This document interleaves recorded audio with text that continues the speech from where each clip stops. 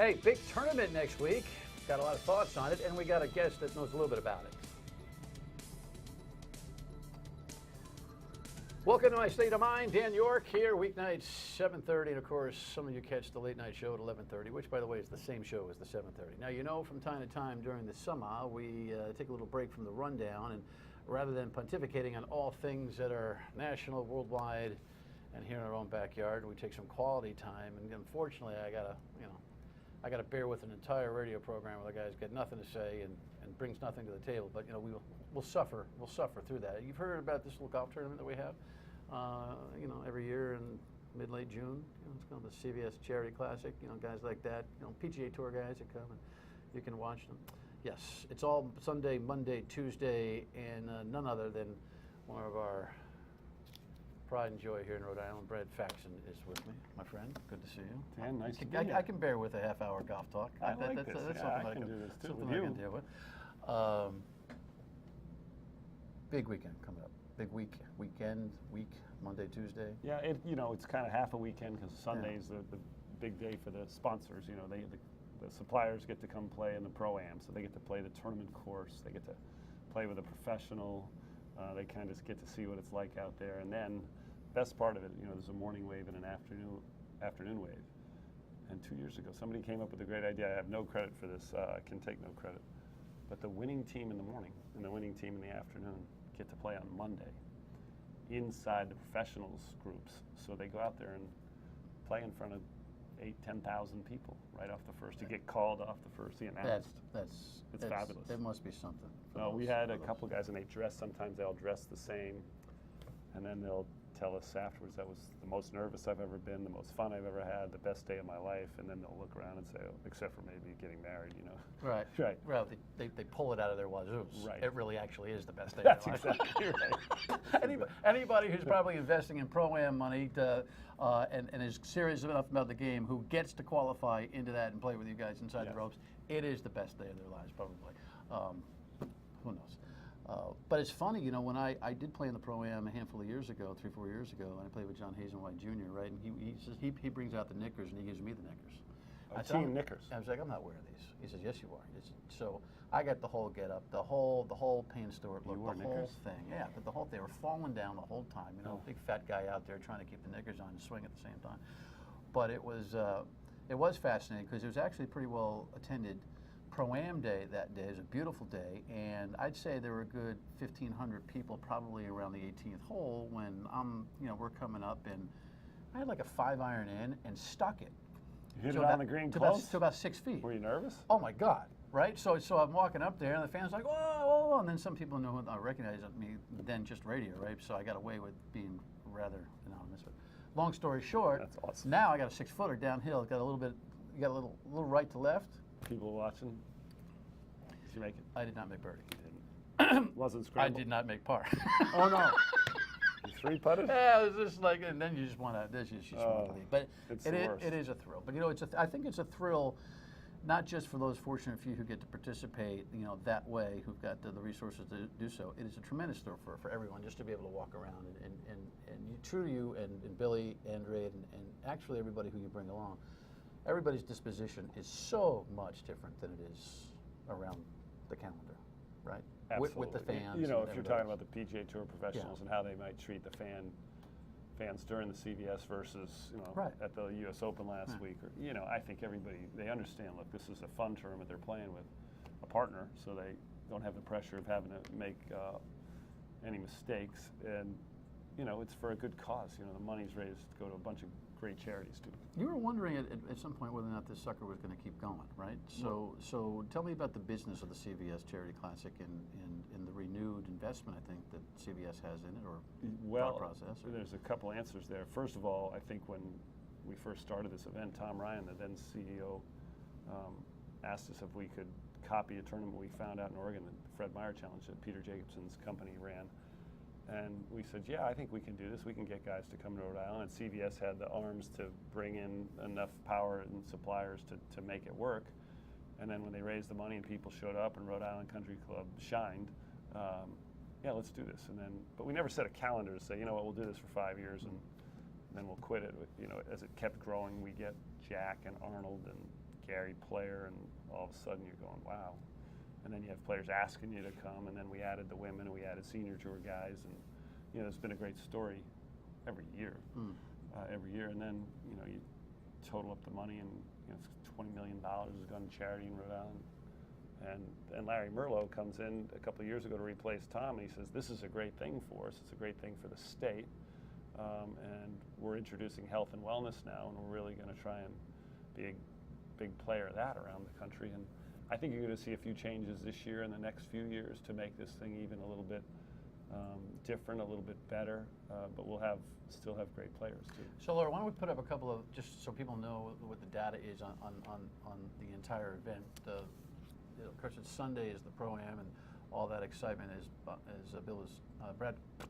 Brad Faxon, by the way, was telling you there are 2 shotgun starts at 7 and 1 o'clock, and then the other information we have here is on Monday and Tuesday. Again, first round tee times, you know, mid-morning. That's pretty good. It gives everybody a chance to get out, enjoy the place. Dan Hicks on the 18th green, phenomenal. He had a little bit of a moment this past Sunday as NBC signed off his coverage of the U.S. Open, and then on Tuesday, it all comes around for the final day. Slide number 3. There we go. It starts a little bit earlier, and you're up and down probably by early afternoon. And barring any kind of hurricane storms like I had a few years ago when everybody ran for the hills, it ought to be a heck of a 3-day beautiful exercise for everybody. It should be. We've had, I think, 1 year of serious rain enough to cause us concern, but we can't do much about that. Rhode Island Country Club looks new. I understand they took out. I haven't been over there. It's awesome. All the trees are gone. No, they're not all gone. You'd have to kind of have been there for a while to really see the big difference, but they took down 700, 800 trees, a lot of pines that kind of weren't good golf course trees, but it's opened up a lot of the views. I mean, and the golf course superintendent has done an amazing job, Stephen Tice. We had an architect come in a couple of years ago, kind of did, we would call that a restoration, not a renovation, because he just kind of put things back to the way they were, Bruce Hepner, and God willing, the course is in pretty good shape. I hope it stays that way. All right, cool. We'll remind you about all the data on the tournament. When we come back, though, there was just this little tournament called the U.S. Open this past weekend. Some controversial remarks about that course restoration, renovation. See what the semi-architect and hell of a player thinks about that. Stay with us. All right, welcome back in. He needs no introduction. Brad Faxon is my guest. The CBS Charity Classic, remember, is this Sunday, Monday, and Tuesday. U.S. Open was, in some ways, a letdown because my Father's Day Sunday afternoon, where I just can't wait to live the anxiety of a down-to-the-wire U.S. Open championship, went away when Martin Keimer just ran away with the whole thing, right? But the story of a young man with 2 heart transplants, I think, really stole the weekend. Incredible. For sure, right? Incredible. Talk to me about it. Well, I think first all of us want to see a Payne Stewart-like finish from '99 where he punches in the last putt and, it's dramatic, and then Tiger Woods was involved in 2005 with Michael Campbell. So, yeah, Tiger wasn't there, Phil wasn't there, but this kid Eric Compton in each was. of the first 2 And rounds. Eric Compton is a living recipient of 2 heart transplants. And Here's Keimer with his final putt as if it, he could have 7 putted. You could have finished. Well, I don't know. I can bore you with the details of the day. I learned how to putt when Brad told me in his basement that it's the worst putting stroke he'd ever seen on his practice green. But this is the young man we're talking about, and he is coming to the CBS Charity Classic. He's actually going to be my playing partner, fellow competitor. That is going to boost the attendance. It's unbelievable the timing. The timing. And you know what, Dan? I was down there working for the Golf Channel for the week, and on Saturday night, I know he's a kind of a nervous guy. He gets nervous. I mean, he didn't play like he was nervous, but I texted him and I said, this is nothing compared to what you're going to see being the playing partner of the CBS Charity Classic co-host, the 5th major. So he texted me, that's funny, because I needed to laugh a little bit. And I didn't know. I honestly couldn't have guessed that he would have done as well as he did on Sunday.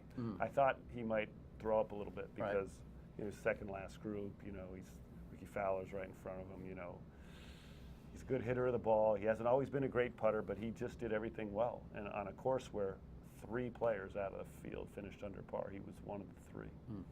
Unbelievable. You watch the story, you know, for those of us who have no real medical background, right? So you hear about, you know, a heart condition, and you sit and you think, and I think even the guys, I think Johnny Miller actually said something. Is there anything worse to stress a guy's cardiovascular nervous system than playing the last day on the U.S. Open? I mean, clearly he's medically cleared. Clearly he's going to be fine for a long time. God hope. Right. You know, but you watch him with a different perspective, right? You do. You know, they say the life expectancy of a new heart transplant has been about 15 years. You know, he made it through the first one, then he had a massive heart attack at 28. I actually called him after he got his second transplant. I had been working with and knew Jim McLean very well, who was his instructor. And I just talked to him for a while. What do you say to a guy that's just woken up from his second heart transplant? You know, good going? You know, it's like, it's a miracle.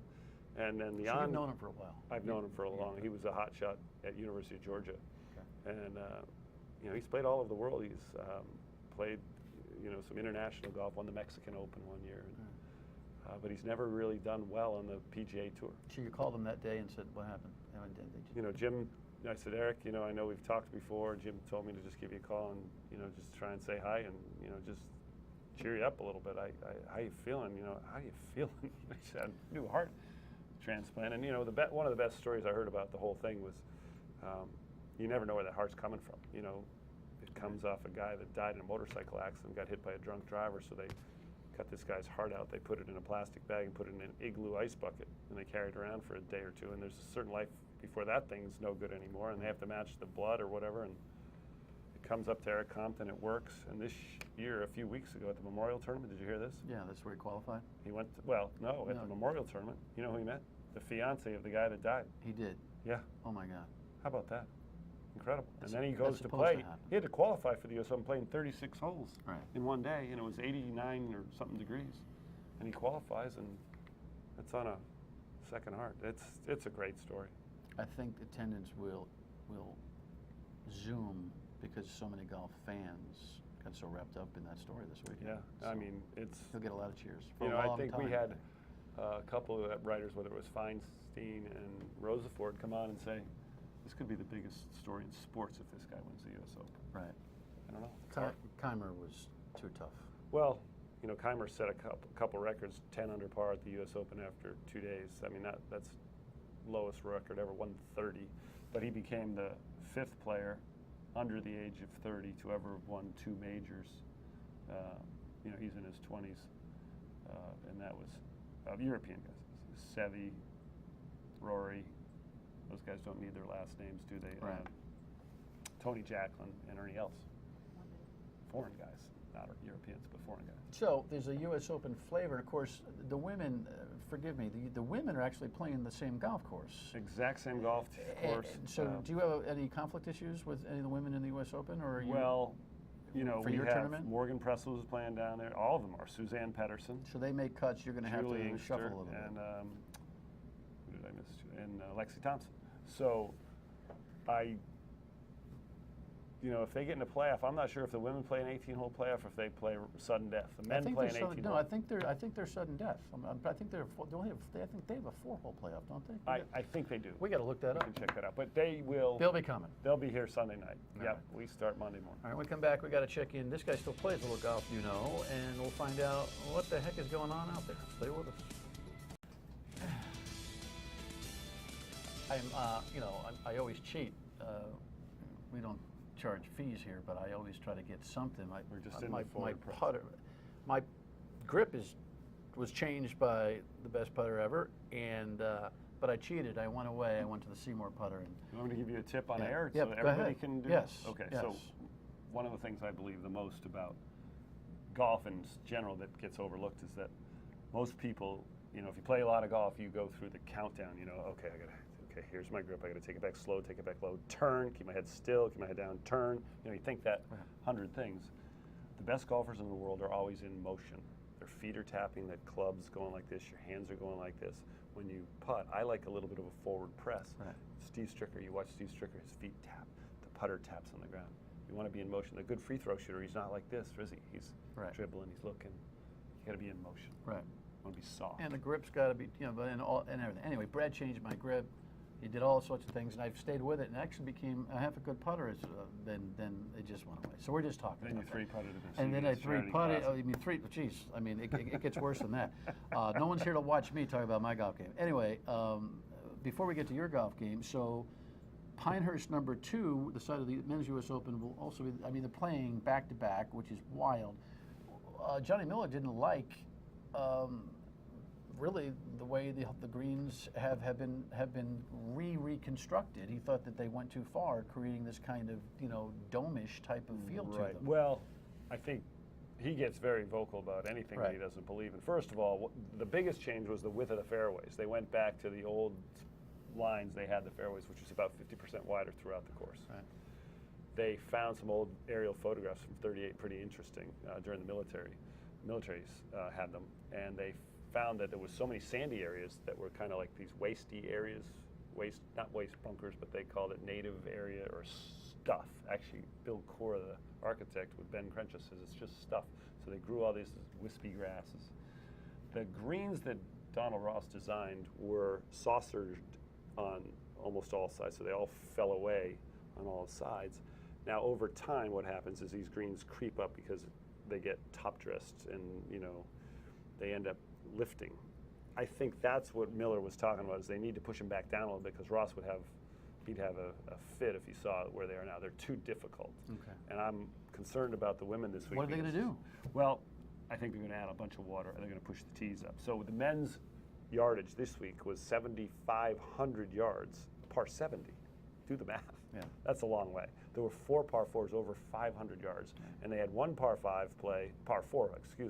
the fourth hole played 547-yard par 4 into the wind, and the next hole was the 533-yard par 5. So they mess with your head. And for the women, it'll be a long course for the women in the U.S. Open will be 6,600. But I think they're going to, be a little conservative early. Tigerless golf right now. What are you hearing? You know what? His back is more serious than we thought. I thought Tiger would be back much sooner. When I first heard about this type of surgery he had, I can't even say microdiscotomy or whatever they call it. But I think he's going to make sure he's not hurt when he comes back. I think he's going to come back on his own timeline. And it's interesting. It's a Ryder Cup year. Will he get picked by Captain Tom Watson if he plays 1 or 2 events? And he's coming off a great year last year for anybody else in the world who won 5 events, but he hasn't won a major since his accident. If he strings it out that far, it might be considered pretentious for him to keep himself a candidate. To take the pressure off of Watson, it might be appropriate for him to say, you know what, it ain't right. Well, and the other thing is, you agree with me? Yeah, I do, and especially if you're going to pick a guy to play on your Ryder Cup team, no matter whether it's Tiger Woods or Phil Mickelson or you or me, you want that guy to be able to play 36 holes. You don't want a guy like Tiger's got a bad back. 36 holes may not be good for him. Ryder Cup's in Scotland. How are you doing? I'm doing well. I'm actually playing Champions Tour. I haven't played great. I've had 1 or 2 good tournaments, a couple good rounds, but I'm trying to piece them all together. You're able to go low, like 2 out of 3. Yeah, and I need 3 out of 3. I've been probably going low 1.5 out of 3. Yeah. What is it? I can use, the only excuse I can use is I've been doing some of the television stuff, and I haven't been able to dedicate 100% of my time. But I also think the weather up here has not been very good or conducive to practicing much. Right. I mean, I've played 2 rounds of golf in Rhode Island since the start of the year. Is that really what it is? Well, it's a lot of it because I like coming out here. And the 2 rounds I played, I shot 63 at Comet the other day, and that helps. You go out there and go, hey, I just played pretty good. But when you're not playing, you're going, how am I playing? And I show up to a tournament, and then you're immediately thrown in a pro-am, and you're not practicing. It's different. Senior Tour is different. So what's going on with the success with the Golf Channel and your playing life? Are we at an intersection right now? Well, because you do a phenomenal job. The NBC didn't keep you was the dumbest thing I ever heard. You know how I feel about it. But your analysis on the Golf Channel has been wonderful. I didn't catch you this week because it was the mornings, but some of the nighttime stuff you did a couple of weeks ago I thought was awesome, as I even texted you. I just think you've got a perspective and a pair, You got some guts. You'll say some things that some folks won't. Right. Well, you're on the air. Your people are seeing you. When you're in a tower calling golf, you might say, here's Tiger Woods with a 7-iron, it's 180 yards. But when you got to make an opinion about, is Martin Keimer really good, or what about this kid Compton? You got to look in the camera. You got to share it with your, analyst that's next to you. It's a little more challenging. It's cool though. I like it. You gonna stay with it? I'm talking about that as we speak. They actually. like you. They do. They want me to quit golf. And? I don't want to quit golf, but I want to do some more TV. So the more TV you do, the less you're going to be able to put 3 rounds out of 3 together.